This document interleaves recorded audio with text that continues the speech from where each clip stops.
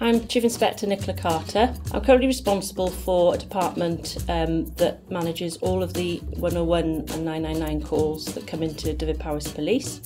I'm also responsible as a Chief Inspector Silver Commander, so occasionally I do offer Silver Command for Dyfed-Powys Police and Firearms Command as well.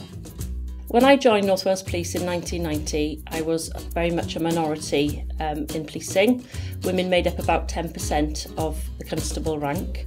And I recall being informed very early on in my service that I was estimated to serve no more than 5 years when I would have been married, had children and left policing. What I would say is that I'm now over 27 years into my policing career. I am married, I have had a family and have a successful career as a woman in policing.